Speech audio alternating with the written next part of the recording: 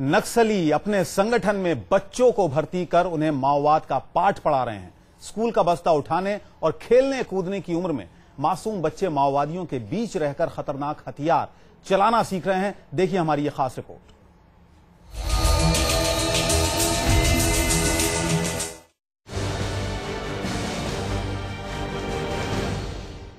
नक्सली अब भोले भाले बच्चों को दे रहे हैं आतंक की खौफनाक ट्रेनिंग।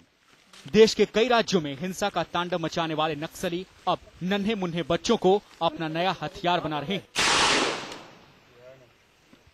खेलने कूदने की उम्र में इन मासूमों को नक्सली खतरनाक हथियार चलाना सिखा रहे हैं। नक्सली कैंप में इन बच्चों को राइफल चलाने की ट्रेनिंग से लेकर तमाम तरह के विस्फोटकों और लैंडमाइन का इस्तेमाल सिखाया जा रहा है। बच्चों की इस फौज को नक्सलियों ने नाम दिया है बाल संघम। झारखंड के ग्रामीण इलाकों में 10 से 15 साल के बच्चों को संगठन को सुपुर्द करने के लिए नक्सली अभिभावकों पर दबाव भी बना रहे हैं। हाल के दिनों में गुमला लोहरदगा जिले के नक्सलियों ने तो बाकायदा सरकारी स्कूलों में चिट्ठी लिखकर बच्चों की मांग की थी। वहीं रांची में पुलिस ने 2 लोगों को उस वक्त गिरफ्तार किया जब वो एक मासूम बच्चे को नक्सलियों को सौंपने जा रहे थे।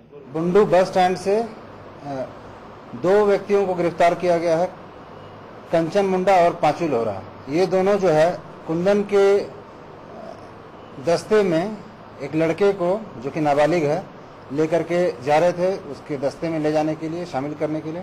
और पूछताछ के दौरान ये भी पता चला है कि ये दोनों जो है कंचन और पांचू समय समय पर कुंदन और राममोहन को बहुत सारे सामान लॉजिस्टिक्स वगैरह का भी हमेशा उपलब्ध कराते रहे। नक्सली संगठनों को अब नौजवान साथी नहीं मिल रहे। ऐसे में नक्सल विरोधी अभियान से निपटने के लिए नक्सलियों ने नई रणनीति पर काम शुरू कर दिया है। इसके तहत अब गांव के नौजवानों की जगह 10 से 15 साल के बच्चों की भर्ती की जा रही है। नौनिहालों के कलम थामने वाले हाथों में घातक हथियार थमाए जा रहे हैं। मासूम बच्चों को ले जाके अपने स्क्वाड में जाके दस्ते में शामिल करते हैं, उनसे शुरू में पिट्ठू ढोने का काम कराते हैं, फिर उनको ट्रेनिंग देके उनके हथियार देते हैं। तो हम लोग का जब भी कोई ऐसी सूचना मिलती है तो हम प्रयास करते हैं कि उन बच्चों को उनसे वापस ले लें, और कई बच्चियां भी हमने काफी रिकवर करी हैं इस तरह से। झारखंड और ओडिशा जैसे राज्यों में नक्सलियों ने बच्चों की भर्ती के लिए एक नारा भी दिया है, एक परिवार एक बच्चा। सूत्रों की माने तो नक्सली संगठनों को इसकी सीख श्रीलंका की एलटीटी से मिली। एलटीटी की ही तर्ज पर नक्सली बच्चों की फौज खड़ी करना चाहते हैं। Team news nation. पुलिस और सुरक्षा बलों के कार्रवाई से घबराए नक्सली अब मैन पावर की कमी से जूझ रहे हैं, और ऐसे में वे अपने संगठन में बच्चों को भर्ती कर उन्हें माओवाद का पाठ पढ़ा रहे हैं। माओवादी अपने इस चाइल्ड आर्मी को खतरनाक हथियारों से लेकर बारूदी सुरंग के विस्फोट की भी ट्रेनिंग दे रहे हैं। माओवादियों की इस नई रणनीति ने पुलिस के साथ सुरक्षा बलों की भी परेशानी बढ़ा दी है। वीडियो जर्नलिस्ट सत्येंद्र के साथ श्याम सुंदर सुशोभित, न्यूज नेशन, पटना। और इस मुद्दे पर बात करने के लिए हमारे साथ 2 खास मेहमान जुड़े हैं। पूर्व पुलिस कमिश्नर दिल्ली के टीआर कक्कड़ साहब हमारे साथ हैं और वरिष्ठ पत्रकार अरविंद मोहन जी हमारे साथ हैं। आप दोनों का ही स्वागत है। टीआर कक्कड़ साहब, आपसे जानना चाहेंगे कि जिस तरीके से एक के बाद एक चालें नक्सलियों के सामने आती हैं, कहां कमी रह जाती है हमारी?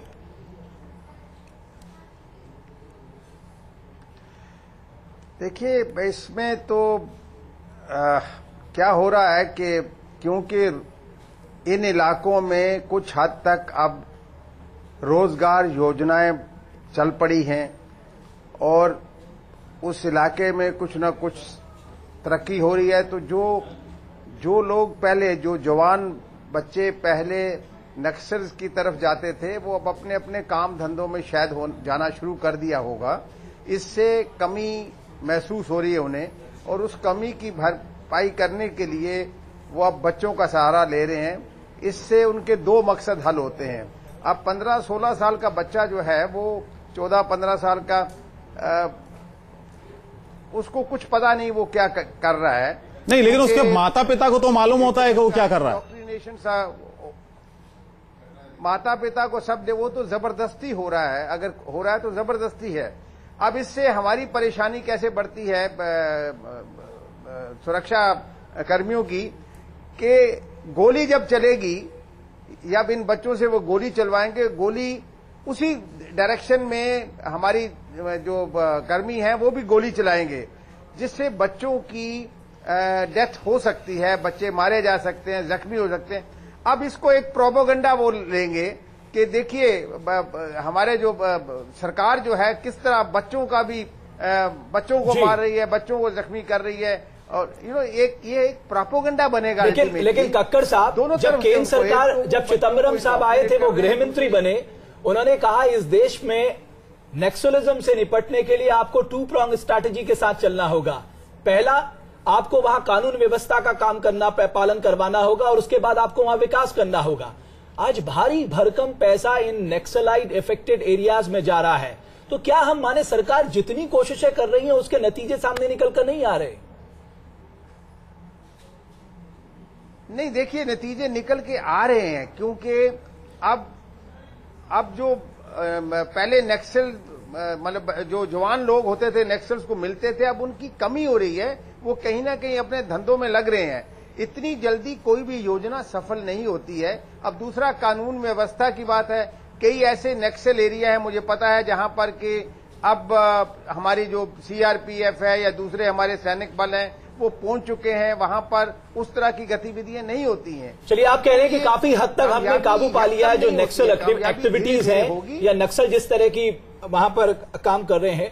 अरविंद मोहन साहब, ये लगातार एक तरह का मतलब मुद्दा है जहां भारत सरकार, मुझे लगता है कि एक पॉलिटिकल कंसेंसस नहीं बना पा रही है कि आकर नक्सलियों से किस तरह से लड़े। हम 2 prong स्ट्रैटेजी पे चल रहे हैं, लेकिन जिस तरह से बच्चों का रिक्रूटमेंट हो रहा है, लॉ एंड ऑर्डर की व्यवस्था अगर हम नक्सलाइट इफेक्टेड एरियाज में देखें, हम वहां भारी इंफ्रास्ट्रक्चर डेफिसिट को कम करने में लगे हैं, आपको लगता है कि हम कामयाब नहीं हो पा रहे? हमें एक्सेप्ट करना चाहिए?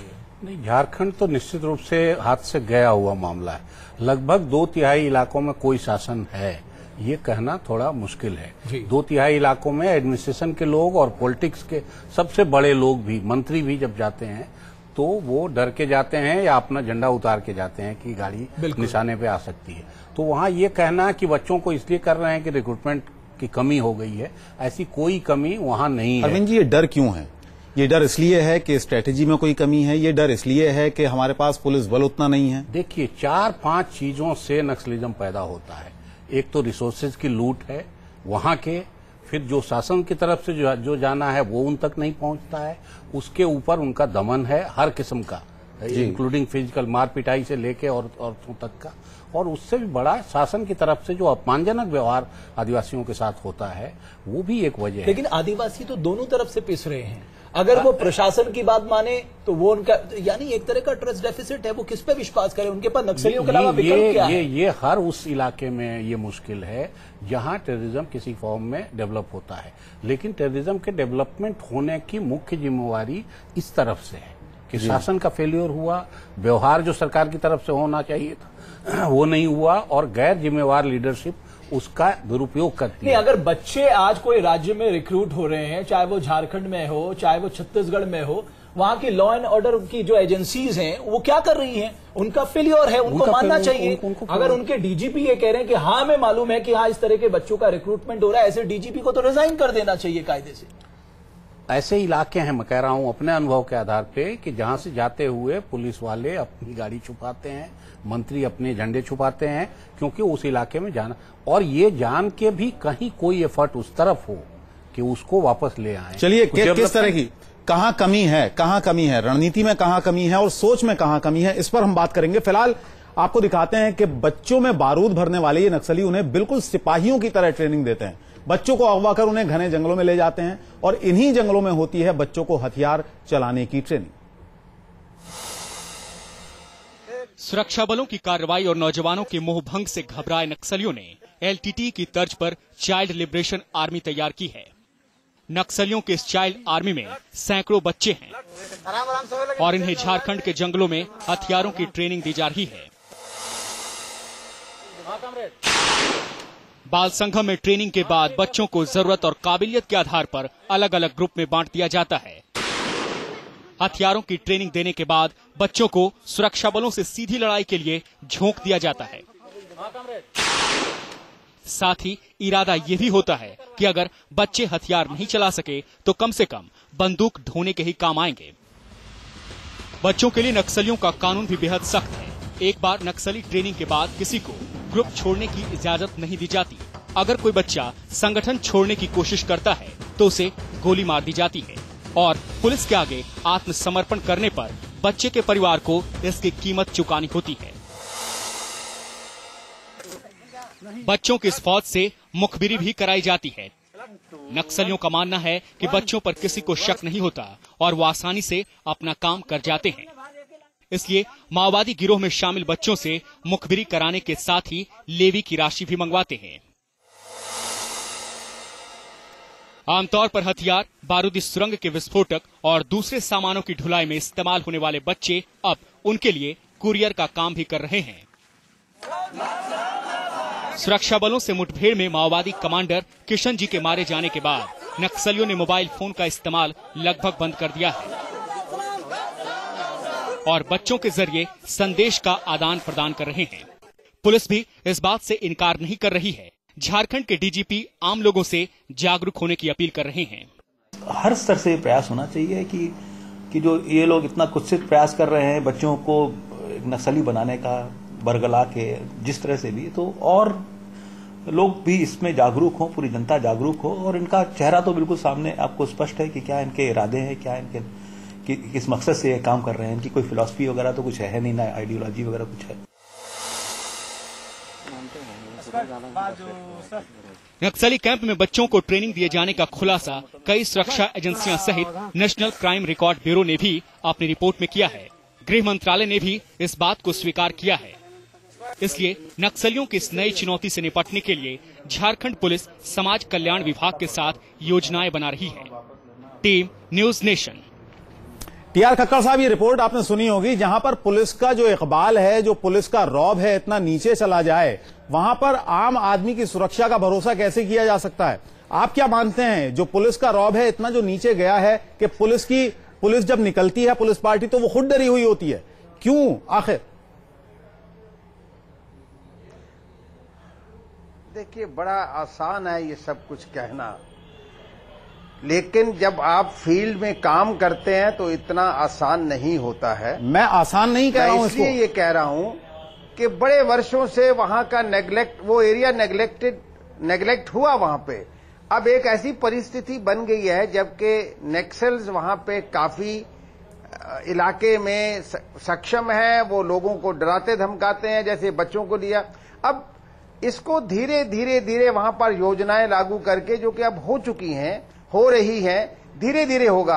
अब नरसंहार तो किया, इनको काबू करना कोई इतना मुश्किल नहीं है। अगर आप लेकिन आप डेवलपमेंट तब करेंगे जब वहां लॉ एंड ऑर्डर की व्यवस्था कायम होगी। लेकिन वो हमारी पॉलिसी, कक्कड़ साहब, वो पॉलिसी नहीं है।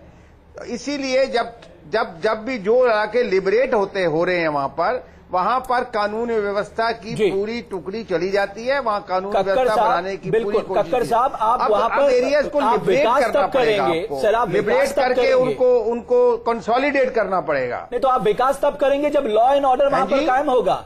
विकास आप तब करेंगे जब लॉ एंड ऑर्डर वहां पर कायम होगा। लॉ एंड ऑर्डर कायम अब इसी तरह होगा, आप सुनिए जी। लॉ एंड ऑर्डर इस तरह कायम होगा कि जो एरियाज उनके नीचे हैं उनको लिबरेट करना पड़ेगा धीरे धीरे, फिर उनमें योजनाएं चलानी पड़ेंगी, फिर वहां पर कानून व्यवस्था बनाकर उस एरिया को सेव करना पड़ेगा।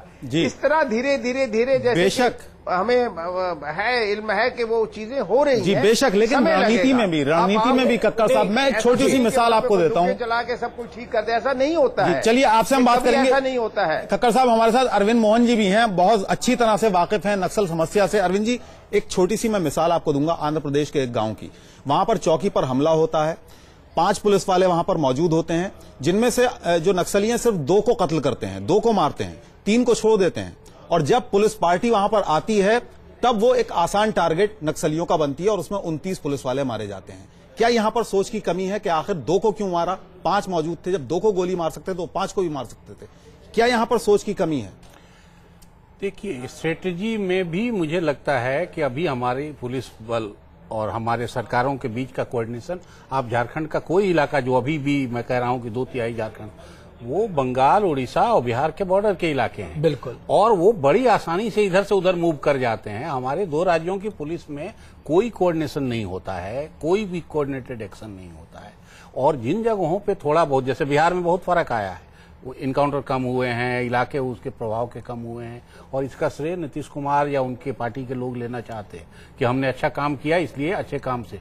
ये लीडरशिप की भी कमी झारखंड में है। झारखंड का कोई जिम्मेवार लीडर, और पार्टियों में टिकट देने की होड़ लगभग रही है। पिछले चुनाव में कितने